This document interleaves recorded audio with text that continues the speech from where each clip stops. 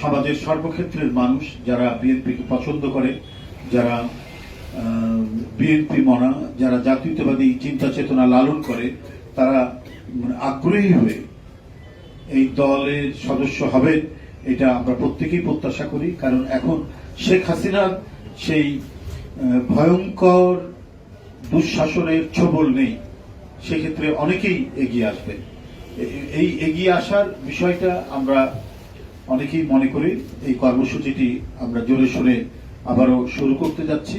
সেক্ষেত্রে আমি মনে করি যে গণতন্ত্রে গণমাধ্যম যে গুরুত্বপূর্ণ ভূমিকা পালন করে, রাজনৈতিক দলগুলোকে তারা যেভাবে সহায়তা করে, কর্মসূচিগুলোকে জনগণের মধ্যে ছড়িয়ে দেওয়ার তাদের যে গুরু দায়িত্ব তারা পালন করে, সেই দায়িত্বটা তারা পালন করে দেবেন।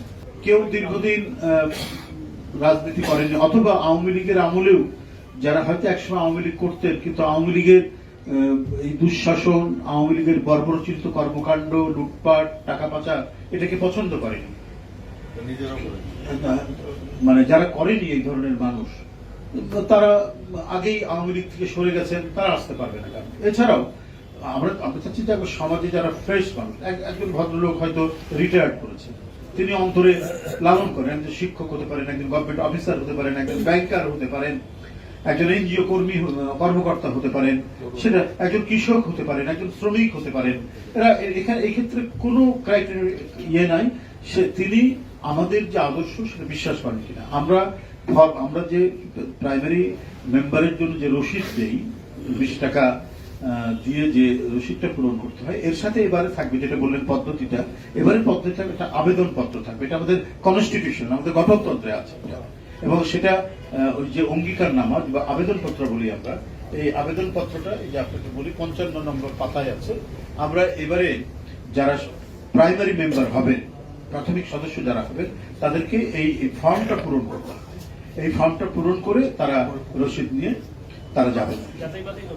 তারপর সেরকম হলে আমরা যাচাই বাছাই করবো। এটা আরো ঊর্ধ্বতন নেতৃত্ব, আমাদের দলের সম্মানিত ভারপ্রাপ্ত চেয়ারম্যান, পার্টির মহাসচিব, ওনারা এই বিষয়ে আরো পরবর্তী কোন নির্দেশ যোগ করতে হলে তারা দেবেন, সেটাকেও আমরা এর মধ্যে নিব। কোন পরামর্শ থাকলে সেটাকে আমরা নিব, নিয়ে আমরা করব। তো এটা তো থাকবেই, যাচাই বাছাই তো নিশ্চয়ই থাকতে হবে। কারণ কোন দোসররা এলাকায় সন্ত্রাসী করেছে, জমি দখল করেছে, টাকা পাচার করেছে, তারা তো নানাভাবেই ঢুকে পড়ার চেষ্টা করবে। সেটাকে তাতে খুব শক্তভাবে তাদেরকে এড়িয়ে গিয়ে একবারে ফ্রেশ মানুষ, সমাজের যাদের সুনাম আছে, এলাকার মধ্যে সবাই যাদেরকে ভদ্রলোক বলে জানে, এরা যাতে আমাদের সদস্য হতে যাতে কোনো ধরনের বাধা না পায়, আমরা সেটাই টার্গেট করবো।